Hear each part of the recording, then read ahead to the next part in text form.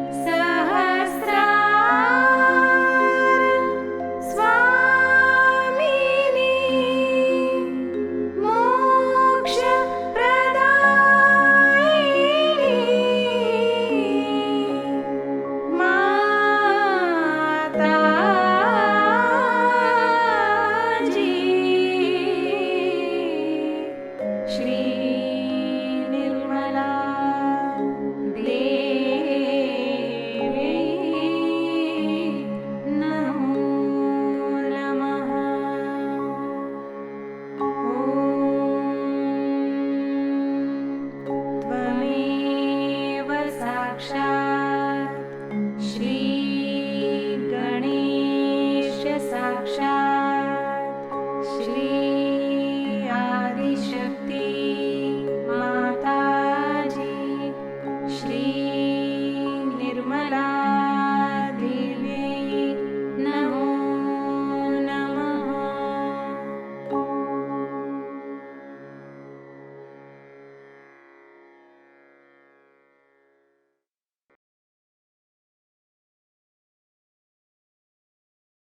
चित्त को सहस्त्रार चक्र पे स्थिर रखते हैं।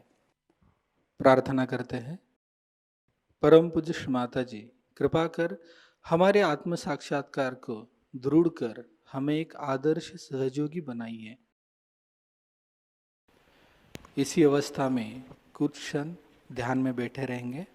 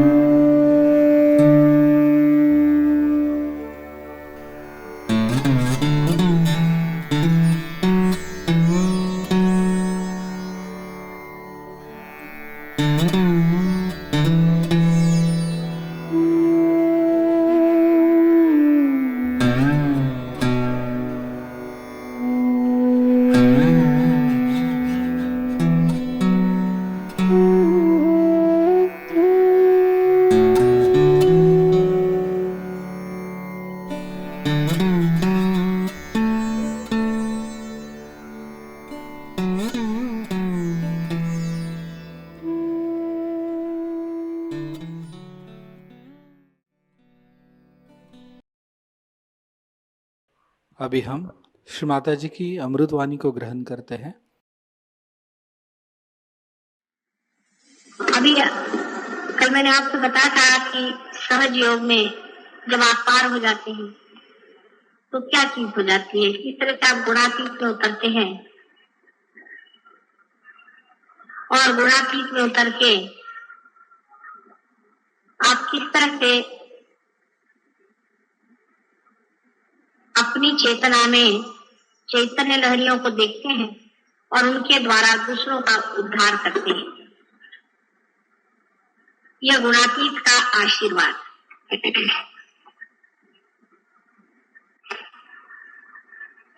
यह कलयुग का भी बड़ा भारी आशीर्वाद है और इसकी भविष्यवाणी पहले बहुत बार हो चुकी है कि कलयुग में जब बहुत से लोग परमात्मा को खोजते हुए जंगलों में, पंदरों में और बड़ी बड़ी कठिन तपस्या में संन्यास्त भाव से मां का पाचारण कर रहे थे, उनकी भक्ति का फल, उनके पाचारण का फल कलयुग में होने वाला है, जहाँ पर की सहज में ही कुंडलिनी की जागृति हो करके और सामूहिक उद्धार होगा, कल्याण होगा, मंगल होगा, लोकपाल। सो तो सहज योग की बात सही है और जिसके बारे में कहा है वो भी सही बात है, क्योंकि सहज जो है वही एक तरीका प्रकृति का है।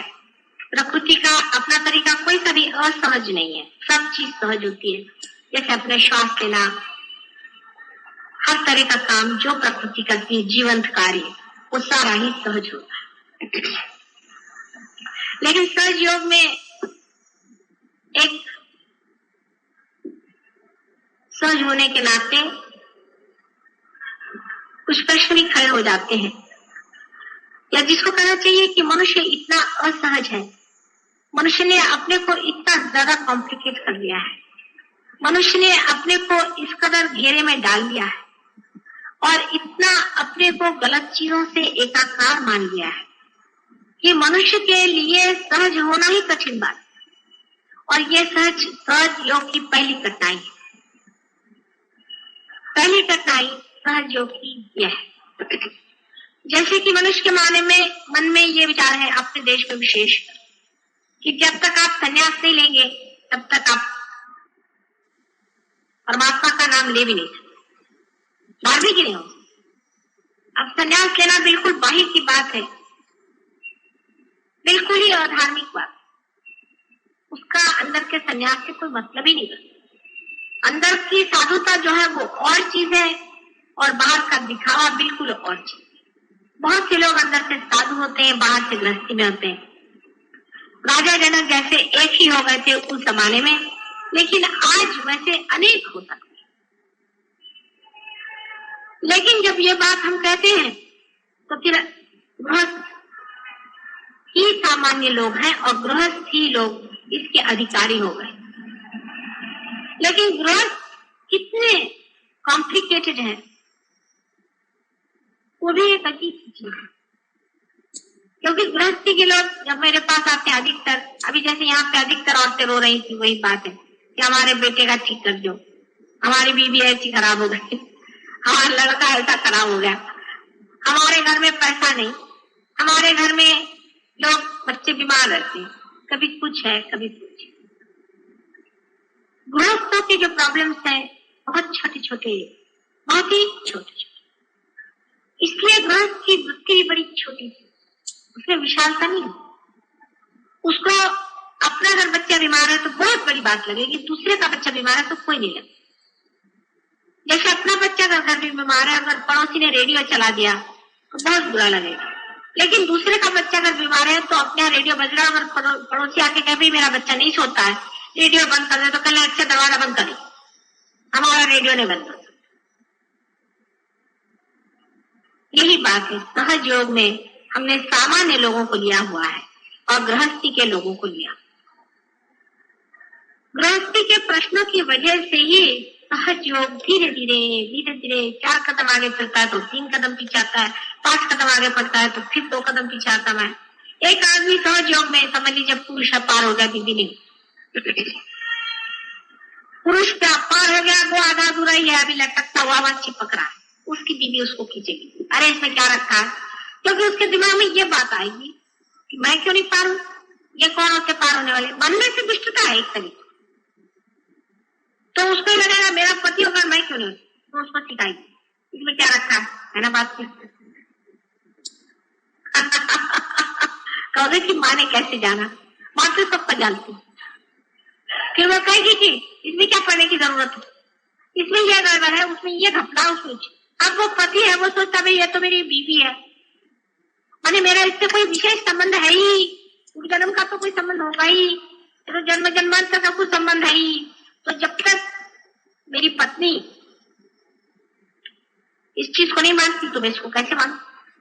वैसे वो चाहे दूसरी औरत के साथ दौड़े कोई हर्जा नहीं, तो उसको हरी नहीं होगी, वो चाहे अपना पैसा किसी और खर्च करे उसमें उसको हरी नहीं, और जो भी करना चाहे वो कर सकता है। लेकिन सहज योग में जब आता है तो वो अपनी पत्नी से बड़ा पक्का हो जाती है, ये बात नहीं, क्योंकि सहज योग आपको प्रेम सिखाता है, तो प्रेम सिखाने की वजह से वो अपनी बीवी के प्रति भी करुणामय हो जाता है और बीवी के लिए भी सोचने लगता है, और बीवी जो है उल्टा बढ़ाती है पट्टी, तो सहज योग क्यों चलता है डावाडोल डावाडोल डावाडोल। जिनके सहारे हैं वो लोग हैं गृहस्थी, वो सब डावाडोल लोग हैं। ये बड़ी भारी सहज योग की विपदा है। बार बार चित्त जो है छोटी चीज में लग जाता है, बहुत छोटी चीज में, भाई तुम क्यों नहीं आए, ओ मेरे पति का वो ऐसा था, उसकी बहन के फलाने का ढिकाने का वो शादी ब्याह हुआ, मैं तो जाना ही। ठीक है जाओ, ये नहीं कि संसार के कोई कार्य को छोड़ेगा, लेकिन जो अपने अंदर से शक्ति आ रही है, जिसके सारे हमें उठने का है, जो परम का कर्तव्य, उसको महत्वपूर्ण और सबसे ज्यादा जब तक आप महत्वपूर्ण और वही सब कुछ नहीं मानिएगा, तब तक आपका गृहस्थ नहीं ठीक होने वाला, आपका कुछ भी नहीं ठीक होने वाला। उसमें चाहे पत्नी रुकावट डाले, आप उसकी बात मत सुनो, कोई भी रुकावट डाले, आप उसको दो बात समझाइए, उसको कहिए ये गलत बात। अब देखिए सहज योग में आपने जाना है कि नाभि चक्र का बहुत स्थान है, जहाँ पे कि लक्ष्मी जी का वास।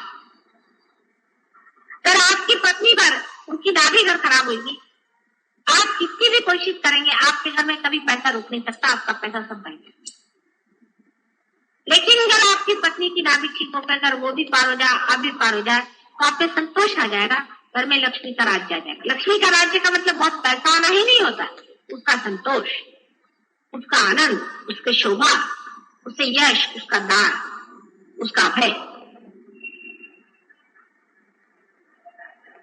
जैसे कोई बड़े घर की लड़की आई आपके यहाँ ब्याह, बड़े घर की आई, तो आपने देखा सब ये तो अजीब है, समझ में नहीं आता, सवेरे 4 बजे उठ करके अपना घर नहीं साफ करती, कमरा नहीं साफ करती, सब ठीक से नहीं रखते। वो बड़े घर की लड़की, उसका बहुत सारे नौकर चाकर, तो उसको तुमने कहा कि ये कैसे, भाई तुम्हारा तरीका मैं समझ नहीं आता, तुम सवेरे देर से उठी, आराम से अपना चाय पी रही, ये कर रही, दिखने में तो ऐसा लगा कि बिल्कुल बेकार की लड़की लेके आ गए भाई। लेकिन वो तो आपकी बहू आई है, आपने कोई नौकरानी तो नहीं डाली थी, वो तो आपकी बहू आई। लेकिन आप एक छोटे घर की लड़की आई, वो सवेरे 4 बजे उठेगी, बिस्तर बिस्तर सब ठीक कर देगी, सब ठीक ठाक करके रख देगी। लेकिन आपके घर में अगर कल कोई नौकर आ जाए, तो आप देखिएगा कि जो बड़े घर की लड़की होगी, उसको दिल खोल करके एक अपनी चीज उठा के, अपनी सास होगी, उसने अगर कह दिया लेकिन तुम्हारी सास भी लीजिए, आप ले लीजिए। वो एक छोटे घर की लड़की आई, वो नौकरानी कैसे रहेगी, वो आपसे कहेगी छोटा घर बड़ा घर मेरा पैसों से नहीं होता, मेरा मतलब तबीयत की, इसको कभी गड़बड़ नहीं समझना, तबीयत की बात, तबीयत जो पैसे से नहीं होती, तबीयत राजा बना जीतेगा। और जो छोटे घर की लड़की आएगी, जिनके घर में दासत्व का स्वभाव है, रईस भी होते, बहुत से रईस भी दासत्व होते, वो आएगी तो वो क्या कहेगी, वो कहेगी अरे इसको देने की क्या जरूरत है, अपनी सास से चीजें छुपाएगी, अपने बच्चों का खाना छुपा के रखेगी, कोई आएगा तो उसको खाने को नहीं देगी, इतना दिन के देगी। ये अंतर, ये बड़ा भारी अंतर पड़ जाता है। ये गृहस्थी की बात है। जब गृहस्थी आते हैं घर में, उनके तरीके उसी छोटे घर के लड़की जैसे कभी कभी हो जाते,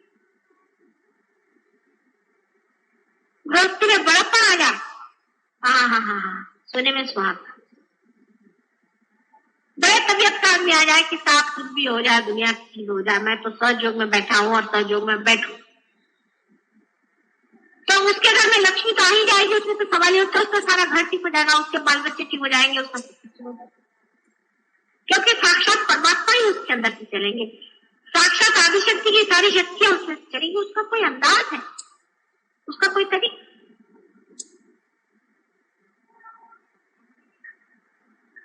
लेकिन क्षुद्रता जो है वो गृहस्थी में बहुत पनपती, बहुत पनपती। ऑफिस में एक आदमी जाता है, वो आदमी ऊपर चला गया, ये आदमी नीचे आ गया, ये हो गया, वो हो गया, उसने मुझको सुपर चीज कर लिया, उसने बिजनेस में मेरा इतना पैसा मार लिया, उसने ये कर लिया, वो कर लिया, सब कर लिया।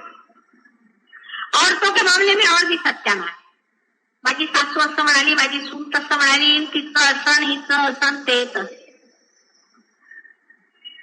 सब वही क्षुद्र क्षुद्र बातें चलती रहेगी, उसी में आदमी कटता रहेगा, मरता रहेगा, पीसता रहेगा, उसी में अपनी सारी शक्ति खत्म नष्ट।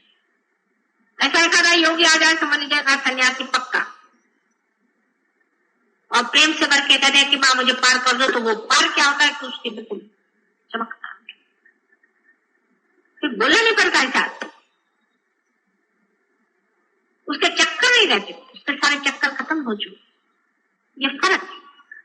इसका मतलब मैं तुमसे ये नहीं कह रही हूँ कि तुम लोग संन्यास लो, कभी भी नहीं, लेकिन फर्क बता रहे हैं कि गृहस्थी के लोग जो है छोटी तबीयत होती है, बहुत छोटी तबीयत होती है, बहुत ही छोटी तबीयत।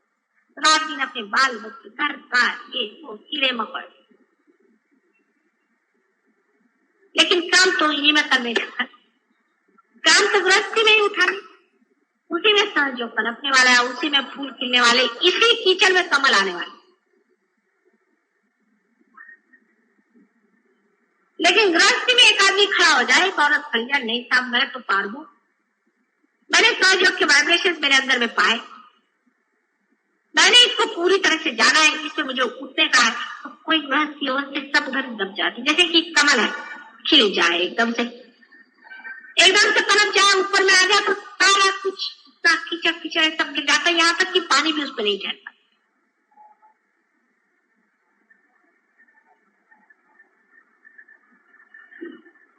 असं खाली ठेवा, आरामात असं खाली ठेवा, नाही तर इथे जमून जाल नुसत्या, असं आरामात बसा, हा खाली ठेवा।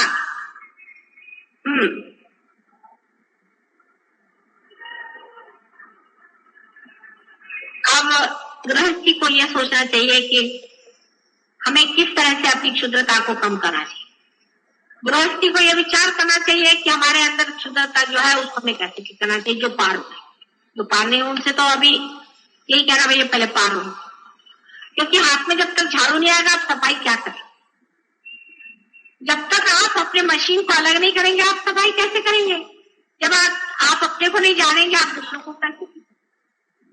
और फिर माँ यहाँ से मेरे बच्चों को ठीक होना, मैं माँ को देखती वही भूत बनी बैठी, वही कुछ भूत है, बच्चों क्या ठीक करे, तुम तो ठीक हो पाए। तो पहले सहयोग में आके सब लोगों को चाहिए कि वो पूरी तरह से पार, अपने कोई से भी चक्र नहीं पकड़ने देने चाहिए, अपने चक्र साथ रखें। जब वो एक स्थिति आ जाएगी फिर वो दूसरों पे जाए, अपनी बीवी बच्चे, किसी का सुनने की जरूरत नहीं, कोई इससे आपकी सलाह दे आप कभी नहीं सुना चाहिए, ये आपकी वीकनेस है और ये वीकनेस बहुत मार खाए। मैंने ऐसे बहुत से सहयोगी देखे कि वो दूसरी औरतों पर निगाह रखेंगे लेकिन सहयोग के मामले में अपने बीवी का गुलाम।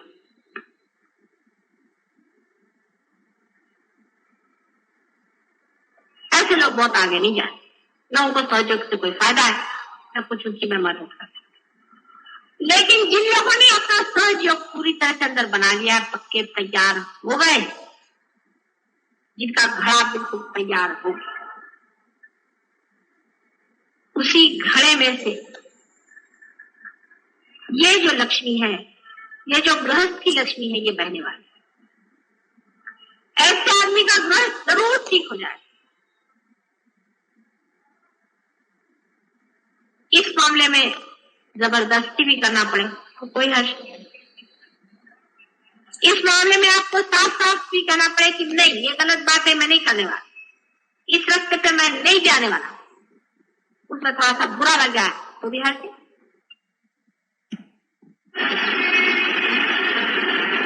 धीरे धीरे धीरे धीरे धर्म की स्थापना हो सकती। जब घर के अंदर धर्म की स्थापना हो जाए, जब आपके अंदर में वो शुरत में आ जाए, जब वो पुरुषार्थ आपके अंदर आ जाएगा, उस चीज को आप पूरी तरह से पकड़ेंगे, तब दूसरा आदमी भी पिघलना शुरू हो जाएगा। फिर उसके पिघलने से आप उसका नुकसान कभी नहीं कर सकते, आप उसका कितना भी बुरा सोचे आप नुकसान नहीं कर सकते। उसका उद्धार वो भी सन्मार्ग में आएगा, वो भी पार होगा, उसका भी मंगल होगा।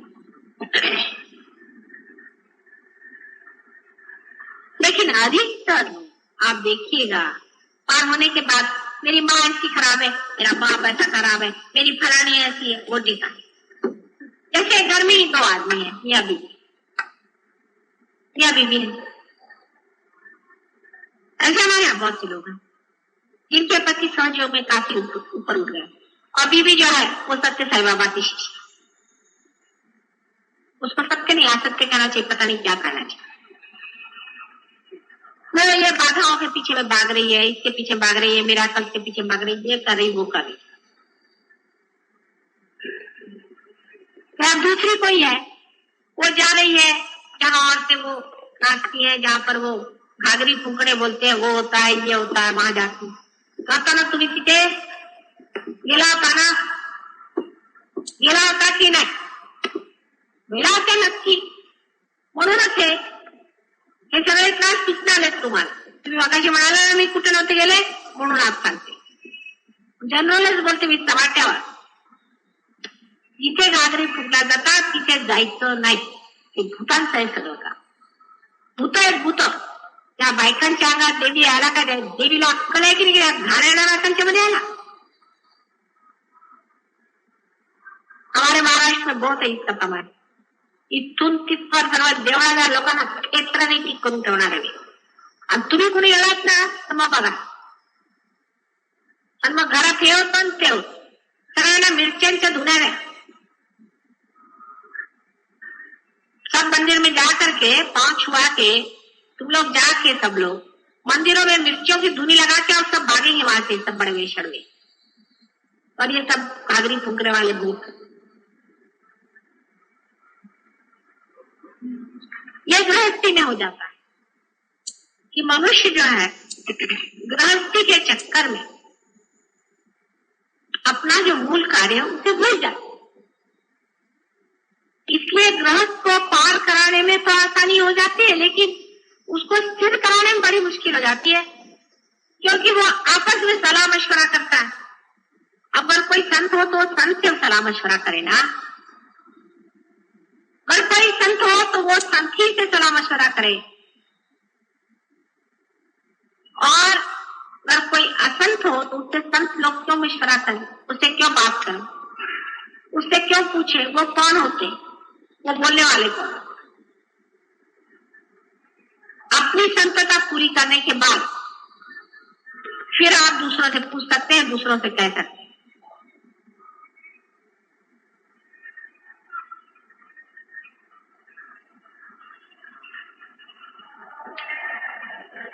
इसलिए आपको जानना चाहिए कि सहज योग का कार्य सर्वसाधारण सामान्य गृहस्थी में होने वाला है, गृहस्थ में होने वाला है.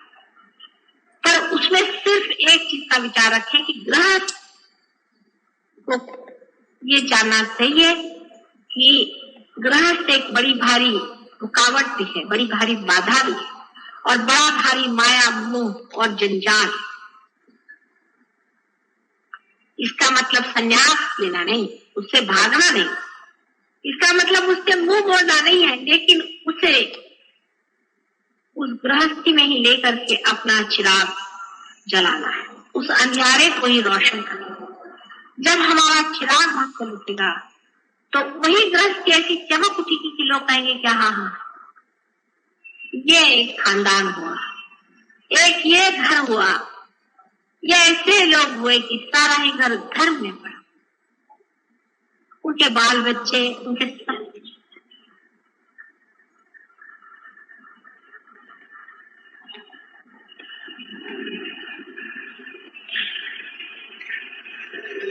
सहज योग के वैसे भी और भी बहुत से इम्पेडिमेंट्स हैं, बाधाएं हैं. उसमें से ये है कि सहज में ही सब होता है. एकदम हठात सब कुछ हो जाता है. जैसे एकदम से आपको यहाँ चंद्रमा पे ले जाके बिठा दिया, आपको समझ में नहीं आया क्या है. आप जब चंद्रमा पे पहुंच गए तो आप जानिए कि चंद्रमा है या क्या है, पूछिए, देखिए. सहज योग में पहुंचने के बाद जब तक आप उसे देखेंगे नहीं, पहुंचेंगे नहीं, उसको जानेंगे नहीं, तब तक आप मान ही नहीं सकते कि आपने कुछ पाया हुआ है. इसलिए पार होने के बाद तो जरूरी आपको मेडिटेशन में आना चाहिए, क्योंकि पार होने के बाद ही सब सीखने का है और जानने का है. ये क्या, ये क्या, ये क्या है, हम कौन, ये कहाँ, ये हाथ से बहने वाली चीज क्या है, इसे क्या क्या हो सकता है, ये कैसे हमने पा लिया. इसका सारा ही ज्ञान पार होने के बाद बताया जा सकता है, क्योंकि उससे पहले बताया हुआ जो कुछ भी ज्ञान है वो सारा हवाई है, वो किताबों में लिखा हुआ. ऐसा तो बहुत नहीं लिख दिया, उससे कोई फायदा नहीं.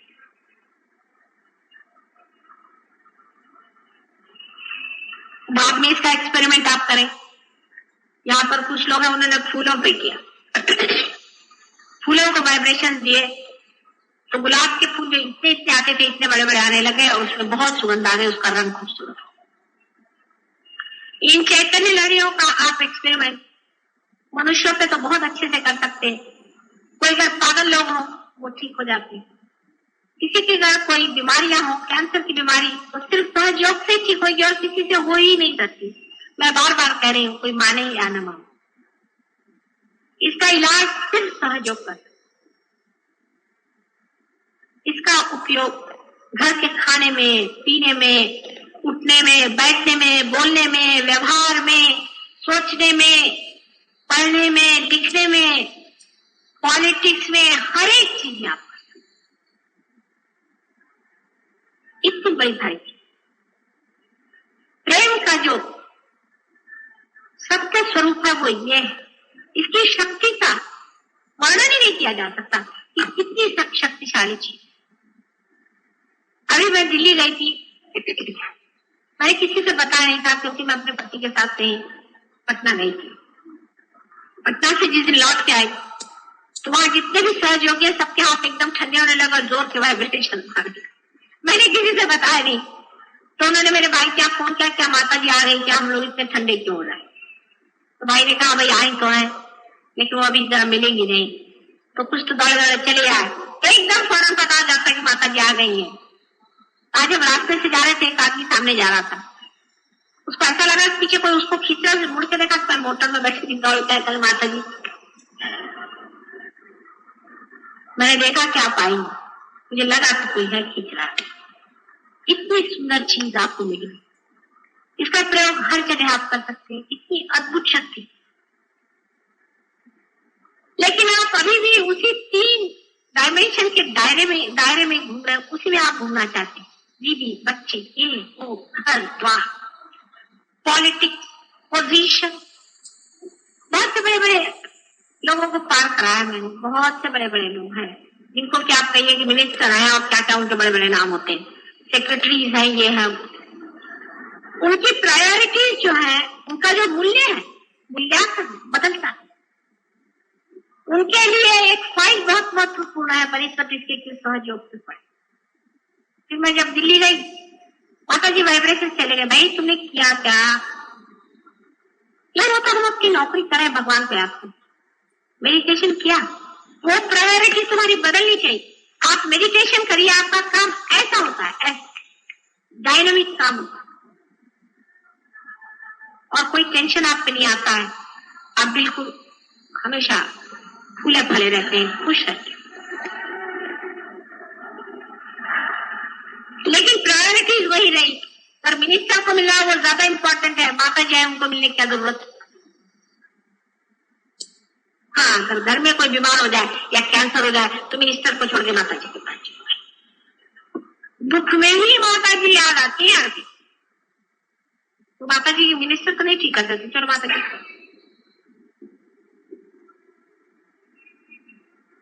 इसीलिए गृहस्थियों पे जब दुख पड़ता है तभी वो परमात्मा की ओर झुकते हैं और तभी उस तरफ बढ़ते हैं। पर जैसे दुख खत्म हो जाता फिर क्या, ऐसे से प्रगति कैसे होगी, आप उस चीज को कैसे जानेंगे जिसका कि सारा भंडार आपके सामने मैं खुला करना चाहती हूँ।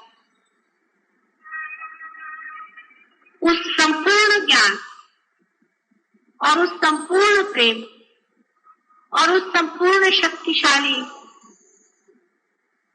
आनंद को आप कैसे जानिएगा जब तक आप ये सब फालतू की चीज छोड़ करके उसकी ओर अग्रसर नहीं होंगे। तो बहुत चाहेंगे, लेकिन आपको लेना भी आना चाहिए, उसका खर्च करना भी आना चाहिए और फिर उसका मजा भी उठाना चाहिए। नहीं तो किसी भी ठल्लू लड़के को बाप ने बहुत सारी प्रॉपर्टी दे दी, वो क्या इसका।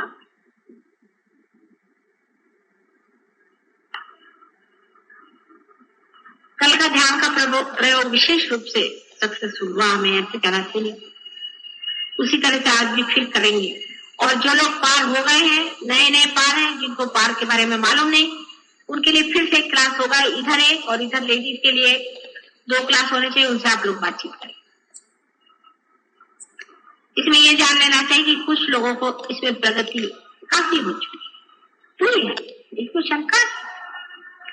और उससे अगर आपको सीखना पड़े तो उसमें बुरा मानने की कौन सी बात है? वो आपसे बड़े भाई हैं, चाहे उम्र में आप बड़े हो, उसमें जलसी की कोई बात नहीं। आप भी उनके जैसे हो जाइए, आप भी उसका जान लीजिए, उसमें गहनता से आप आ जाइए, आप भी वो बात समझ लीजिए। किसी को भी इसमें बुरा मानने की कोई बात नहीं, इसमें भावुकता की कोई बात नहीं। जो फैक्ट है वो फैक्ट। आप पे से भी बहुत से लोग इस लेवल पे आ सकते हैं और इससे भी ऊंचे लेवल पे आप उठने का और इससे भी ऊंचा चढ़ने का, उसका तो कोई प्रश्न ही नहीं। आज मैं जरूर चाहूंगी कि आपको अगर कोई प्रश्न हो तो पूछे, लेकिन रियलाइज आदमी पूछे, अनरियलाइज नहीं।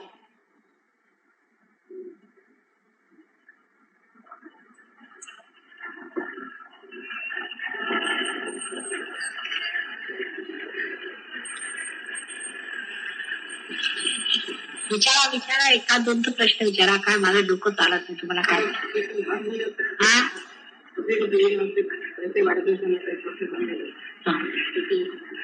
अपने अंदर में मैंने आपसे कहा था ना कि 3 नाड़ियां हैं, ईड़ा, पिंगला और सुषुम्ना। अपना काम तो सुषुम्ना नाड़ी से चलता है। अब ईड़ा और पिंगला नाड़ियां 2 इस तरह से हैं जैसे ये, बीच में से सुषुम्ना की नाड़ी बनाई है। आप समझ लीजिए कि अगर आपके इस साइड में कुछ खराबी हो या किसी तरह की बाधा आ जाए तो ये चीज बंद हो जाती है, तो इस तरह से हाथ से चलता नहीं। और अगर इधर की हो जाए तो इधर बंद हो जाता है, इसलिए इधर से नहीं चलता। ये ईड़ा और पिंगला नाड़ी दोनों अपने हाथ में जाने जाते। इसलिए राइट साइड से बंद हो जाने का मतलब यह है कि राइट साइड की जो नाड़ी है, राइट साइड का जो आपका प्रवाह है, वो प्रवाह आपका रुक गया है क्योंकि आपकी जो राइट साइड की नाड़ी है उसमें कुछ गड़बड़ है। आप समझ लीजिए अधिकतर इसमें आपको समझना चाहिए कि राइट साइड से जिसकी नाड़ी बंद हो जाती है उसकी ईड़ा नाड़ी पकड़ी। अब ईड़ा नाड़ी पकड़ी हुई है, इसका मतलब क्या? उसने या तो योग किया होगा। क्या है योग? आपकी कौन सी बुद्धि? Left hand. हाँ, अच्छा, योग साधना जिसने करी हो, सूर्य का तप किया हो, गायत्री का मंत्र किया हो, आदि वगैरह जो प्रकार किए हो, उसका राइट हैंड कमजोर होता है, यानी उसमें से बाधा आई। अच्छा, जिसने भूत बाधा जिस पर हुई है, माने ये सब मैंने आपसे कल कहा कि ये जो गुरु लोग हैं भूत है अधिकतर। जो असली गुरु है वो तो मैंने देखे नहीं, बहुत ही कम है, वो जंगलों में ही है। बहरहाल अधिकतर गुरु लोग जो पहचान सकाते हैं वैसे भी अनधिकार चेष्टा जो करते हैं, ऐसे सभी गुरु अधिकतर भूत ही हैं। उनके कारण आपके लेफ्ट हैंड साइड में हो सकता है, आपके कोई करनी कर सकता है, आपके ऊपर में कोई भूत बाधा हो सकती, वो भी आप स्मशान के पास गए हो तभी कोई डर गया हो, या कोई पागल आदमी हो। सब जो कुछ भी साइकी का मेंटली इमोशनल प्रॉब्लम है, इमोशनल प्रॉब्लम है, वो आपको जो है लेफ्ट हैंड पे पता चलेगा, और जो मेंटल प्रॉब्लम है राइट हैंड पे पता चलेगा। अब मेंटल का इतना क्लियरली नहीं होता है, लेकिन इमोशनल आप समझ लीजिए, और एक समझ लीजिए कि जिसे आप कह सकते हैं ईगो। एक से ईगो होता है और एक से सुपर ईगो। इससे ईगो होता है, इससे सुपर ईगो। ईगो जो है अतिकर्मी होता है, बहुत मेहनत करने वाले लोग होते हैं, जो रात दिन काम, मेरे सर पे ये काम है, मुझे ये जिम्मेदारी है, मुझे ये करने का है, मैं इस जगह का फलाना सेक्रेटरी हूँ, इस तरह का जो लोग सोचते हैं, उन लोगों की ये साइड पकड़ जाती है। जो लोग लिथार्जिक है लेकिन भूत बाधा आदि में फंस गए हैं, कहीं उनको भय हो गया, कहीं कुछ होगा, जिनकी साइड, जिनको इमोशनल प्रॉब्लम है, जिनका सुपर ईगो गड़बड़ में है, उनका ये साइड। इस तरह से दोनों साइड चलती है। आप में जो दोष है वो आपको समझ लेना चाहिए। आप अगर है किसी वजह से, हो सकता है आपने कोई गुरु जी की सेवा करी होगी और उन्होंने आपको सेवा का फलस्वरूप आपकी एक कुंडलिनी की एक शक्ति खत्म कर दी, हो सकता है, अधिकतर ही होता है। तो उनका इलाज बहुत ही भद्दा है, लेकिन है, वो आप जानते हैं। वो क्या बताऊं मैं आपको, वो आप जानते हैं कि पुराने शरीफ में उसका इलाज लिखा हुआ है कि ऐसे आदमी का नाम लिख करके और उस पे बंधन डाल के पैराबोलिक और उसको जूते मारना चाहिए, और वो इलाज सबसे अच्छा हमने देखा है, नींबू से भी बेस्ट है। और उस पर जितने आप जूते मारेंगे 108 कम से कम मारना चाहिए। ऐसे अपना बच्चा है, समझ लड़का है, बदमाश है, शराब पीता है, फंसाता है, उसको आपको बस ठीक करना, और पहले जो खुद पार होना पड़ेगा तब होगा। उसका नाम लिख करके उसको जूते मारो, डोगे 108 वो ठीक हो जाए।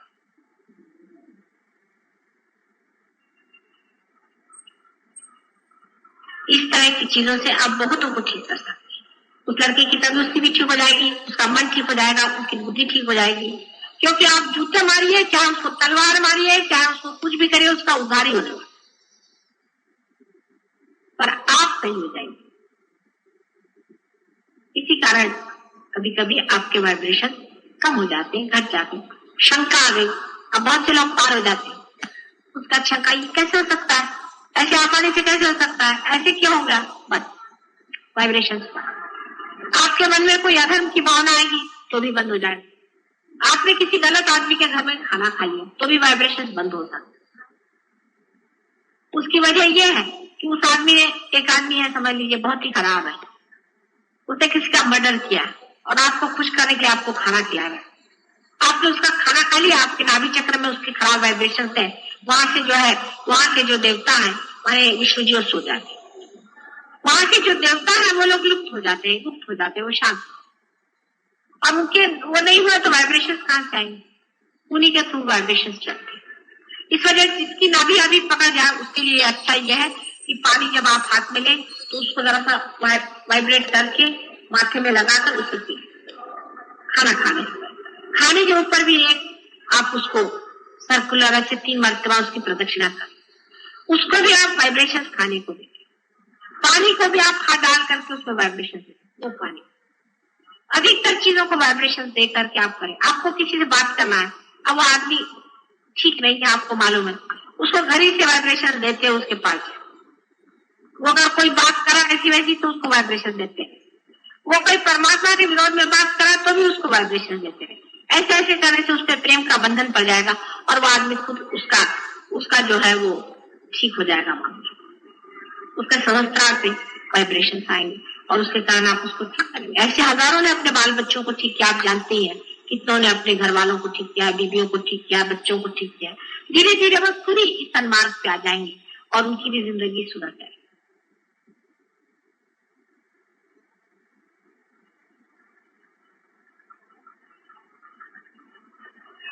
और कोई प्रश्न तो पूछे।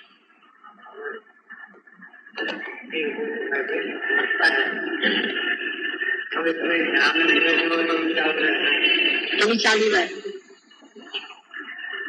सर में। आपको एक तो यहाँ पर सर में, यहाँ संस्कार में आपको पहले थ्रॉबिंग पता चलेगी। माने जो हृदय में प्राण है, जो प्राण शक्ति है, वो उठ करके ऊपर में आती है और आपके लिम्बिक एरिया में जाकर के यहाँ मारती है। यही योग की साधना होती है। जिस वक्त में वो प्राण शक्ति आपकी चेतना शक्ति से एकाकार हो जाती है तब वो शांत होती है। उसी वक्त में आपके अंदर से वाइब्रेशन निकलना शुरू हो जाते हैं। माने जो तीसरी शक्ति है, जो स्थिति की है, जो शिव जी की है, वो बहना शुरू हो जाता है, जो की वाइब्रेशन। अब जब आप करें कि इस तरह से आपके वाइब्रेशन जा रहे हैं तो अब आपको जान लेना चाहिए इस तरह से वाइब्रेशन जा रहे हैं कि आपके अंदर थ्रॉबिंग हो रहा है। वो थ्रॉबिंग, वो चीज ठीक नहीं। अगर आपके अंदर थ्रॉबिंग हो रहा है तभी आपका संस्कार चल रहा है, उसको शांत कर लेना चाहिए। उसको कैसे आप शांत करेंगे? आप सीधा हाथ फोटो पे रखें और एक हाथ अपने सर पे रखिए, या मेरी ओर भी आप कर सकते। वही चीज यहाँ जिस जगह में हमारा तालु होता है, जिसे ब्रह्म रंध्र कहते हैं, वहां पर अपना लेफ्ट हैंड रखें और राइट हैंड हमारे ओर।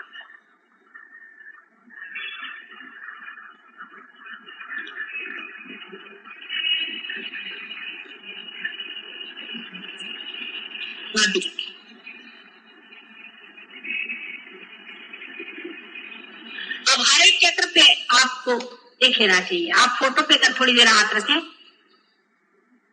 तो आपको पता हो जाएगा कि आपकी कोई ना कोई उंगली जलना शुरू हो जाएगी।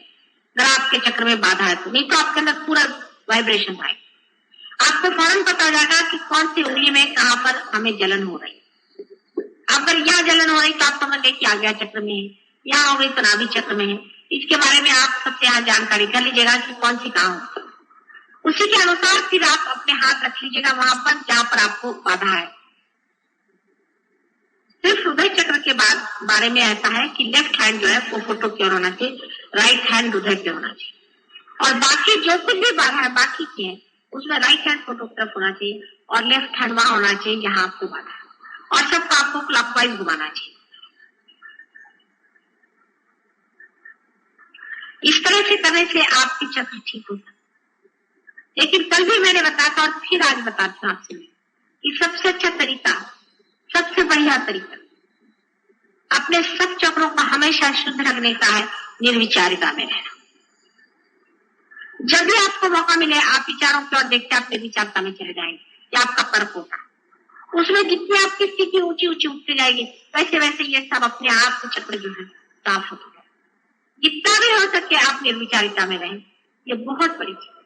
और सारे संसार के कार्य और हर चीज की उलझन, हर चीज का प्रॉब्लम जो आपका दिमाग उलझाता है, जो आपका अटेंशन को खींचता है, उसको कहना चाहिए कि नहीं, ये तो माया, ये तो माया है। एक बार जान लिया ये माया है, ये सब माया है और हम अंदर खड़े देख, तो धीरे धीरे वो चीज माया जो है वो खुलती जाएगी, छुपती जाएगी और सत्य आपके सामने प्रकाशित हो जाएगा। चित्त अपने और रखे, दूसरों की ओर नहीं। मैं देखती हूँ मैं जब भाषण दे रही तब भी सबकी आंखें घूम रही। कोई आदमी आया उसको जरूरी देखना है, आंख का घूमना बंद करना पड़ेगा। जिस आदमी की आंख बहुत घूमती है उसको पार कराना बड़ा मुश्किल होता है।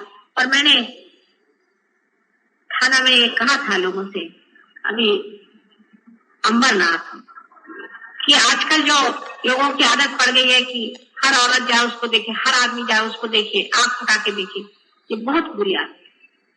इससे आंखों में आज्ञा चक्र पे भूत बैठ जाते हैं और मार कितना किदम होता है। ये जो फ्लर्टिंग जिसे कहते हैं, फ्लर्टिंग, ये एक भूत का प्रकार है, ये बिल्कुल भूत का प्रकार है। और जिस आदमी में ये आदत आ जाती है उसके लिए पार होना बहुत मुश्किल।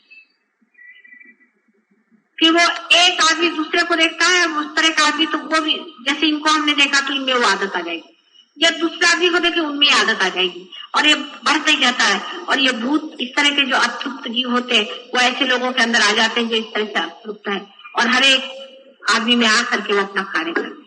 और ऐसे आदमियों की आज्ञा चक्र इतना खराब कभी कभी हो जाता है कि उसका बुद्धि में भ्रम हो जाता है और बुढ़ापे में उसकी बहुत मेमोरी वगैरह क्षीण हो जाती है। इसलिए आंख का स्टडी होना बहुत जरूरी है। आंख को आपको स्टडी करना चाहिए। आंख को अगर आपने स्टडी कर लिया, स्टडी नहीं रखे, हर एक चीज पे आपको आंख घुमाने की कोई जरूरत नहीं। जब तक आपको कोई देखना ना हो, कुछ ना करना हो, आप निर्विचारिता में भी देखते रहे। किसी के और घूर के भी देखने की जरूरत नहीं, आप अपनी ही और देखते रहे। स्थिर आंख करना बहुत जरूरी है। उसी तरह से मैंने बताया था कि जिह्वा का भी स्थिर करना बहुत जरूरी है। जैसे यह है कि लोगों की आदत है या तो बहुत बोलेंगे या चुप रहे, बीच में चलना चाहिए। जब बोलना है तब जरूरी बोलना है, जब नहीं बोलना है तो चुप रहिए। बड़बड़ करना, बकवास करना, ये भी एक भूत का ही लक्षण है। मेरा तो सर पक जाता है अगर कोई बहुत बड़ा आदमी साथ है। और कोई अगर बिल्कुल ही नहीं बोलता है तो वो भी एक भूत का लक्षण है। आप देखते हैं बहुत से पागल लोग दो तरह के होते हैं, तो बकते बहुत है और या तो एकदम चुप हो जाता है। ये सब पागलपन की दिशा। सहज योगी को चाहिए अपनी जिह्वा पे पूरा कंट्रोल कर ले, वो कर सकता है। उसी तरह से दूसरी चीजें खाने, जिस आदमी को खाने की बहुत लालसा होती है, बहुत खाता है, वो भी भूत है, और जो नहीं खाता वो भी भूत है। मैंने कल ही बताया था। तो इसलिए जिसको रस स्वाद बहुत है वो भी एक अच्छी चीज नहीं कि साहब उनको ये पसंद है, उनको ये पसंद नहीं है। ये जिसने ज्यादा शुरू कर दिया वो गया जीव के। इसका मतलब यह भी नहीं कि जबरदस्ती जीव को कुछ खिला, मिल गया तो खा लिया, नहीं तो नहीं खा। किसी की गुलामी थोड़ी करनी, चाहे वो जीव हो, चाहे आंख हो, चाहे कोई से भी अपना इंद्रिय हो, किसी की भी हमें गुलामी नहीं करनी। होंगे अपनी जगह बैठे रहो, जब जरूरत होगी इस्तेमाल कर लेंगे, नहीं तो बैठे। जैसे कि हमें बाहर जाना होता है तब हम कहते हैं कोचवान से कि भाई चलो ले आओ सामने मोटर। ये थोड़ी है कि मोटर गाड़ी चलते हो कि नहीं चलते। इसलिए ये सारे आपके वाहन हैं, इन पे भी आप पूरी तरह से अधिकार जमा सकते हैं। अगर सहयोग में आपकी बैठक हो जाए तो आप सब पे अपनी बैठक जमा सकते। लेकिन सबका फिर सूत्र वही आता है कि निर्विचार, फिर सूत्र वही आता है निर्विचारिता में। निर्विचारिता में अग्रसर रहे और आपके अगर चक्र पकड़े निर्विचार हो भी नहीं सकता। जैसे चक्र छूटेगा आपके विचार हो जाएंगे। बिल्कुल साइमल्टेनियस चीज, निर्विचारिता में रहना, यही इसका सूत्र है। और जहां तक हो सके निर्विचार रहे, निर्विचार, क्योंकि विचारों से ही सब इंद्रिय भी आपके प्रति संवेदनशील है। सभी चीज आपको संवेदना विचारों से ही देते। अगर विचार ही ना आए तो आप अपने में समाये हुए पूरी तरह, मतलब इसका मतलब बेहोशी से नहीं है, पर निर्विचार, पूर्णतया निर्विचार है।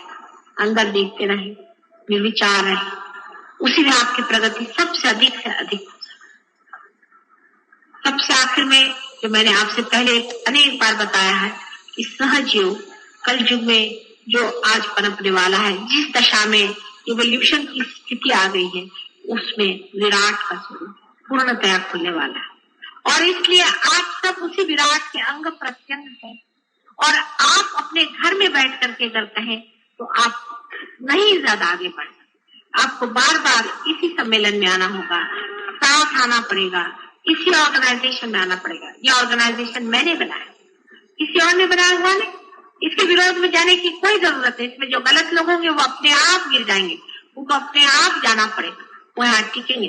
ऑर्गेनाइजेशन के विरोध में अगर कोई बात करता है या ऑर्गेनाइजेशन की खिलाफत में कोई बात करता है तो गलत बात। दूसरी बात यह है कि कोई लोग आपसे अग्रसर है, उनको जरूर ही अग्रगण्य मानना पड़ेगा।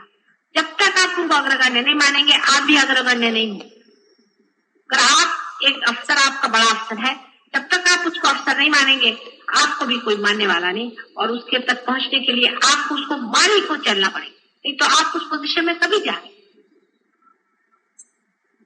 उनसे जलसी करना नहीं चाहिए, उनको मानना चाहिए। जो आपसे ऊंचे उठ गए हैं, ऊंचे उठ गए, उनकी बात को मानना चाहिए। क्योंकि सहज योग साधना और ऑर्गेनाइजेशन भी दो चीजें हो सकती, और सहज योग में जो लोग आगे पहुंच गए हैं, वो लोग पढ़े लिखे हो चाहे नहीं, उनकी कोई पोजीशन हो या नहीं, वो किसी दशा में हो या नहीं, लेकिन सहज योग में अगर वो खुले हुए ऊपर में है तो उनको मानना ही पड़ेगा।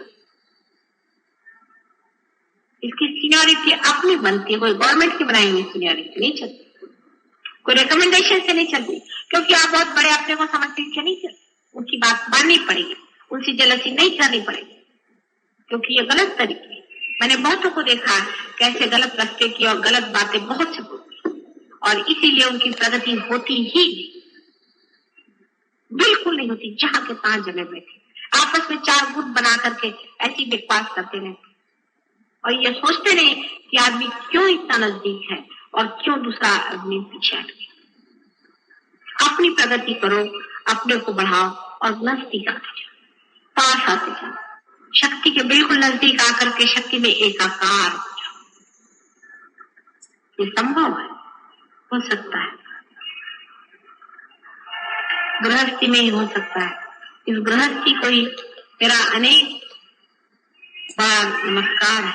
और आपको आश्चर्य होगा कि हर समय जब भी आदि शक्ति का अवतरण इस संसार में हुआ तो वो कोई सन्यासिनी के रूप में नहीं आई, उसने अपनी गृहस्थी बचा के ही बना करके संसार में कार्य किया।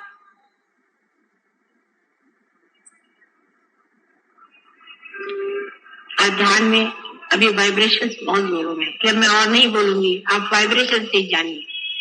उसमें भाषा नहीं होती, मुख होता है, अपने आप बहता है। छोटे बच्चे भी समझते हैं, कोई सी भी भाषा में बोलो, चाहे अंग्रेजी, मराठी, हिंदी में, ये प्रेम जो बह रहा है, इसको जानना है। इसको जो जान लेता है वही सब कुछ पा सकता है। निःशब्द ध्यान में बैठते हैं।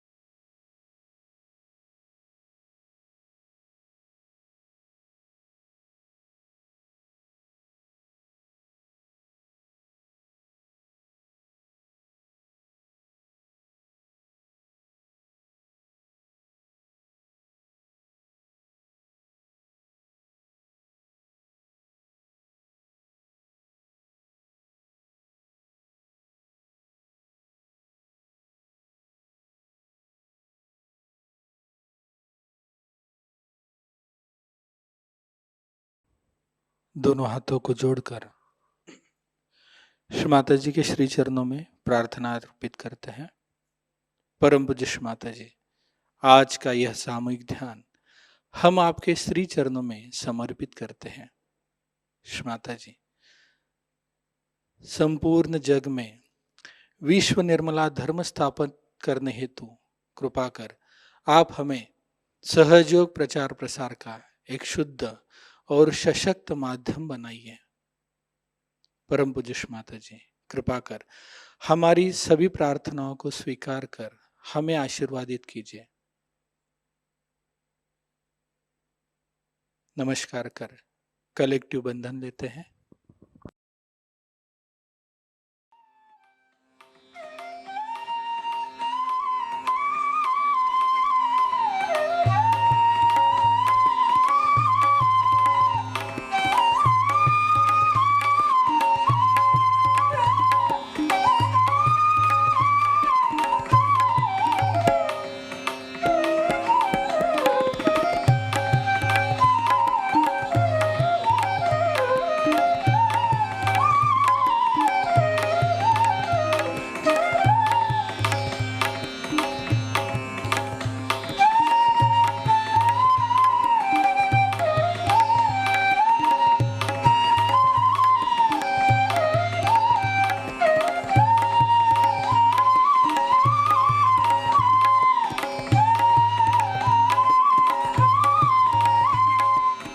आज का ध्यान केंद्र यहीं पे संपन्न होता है।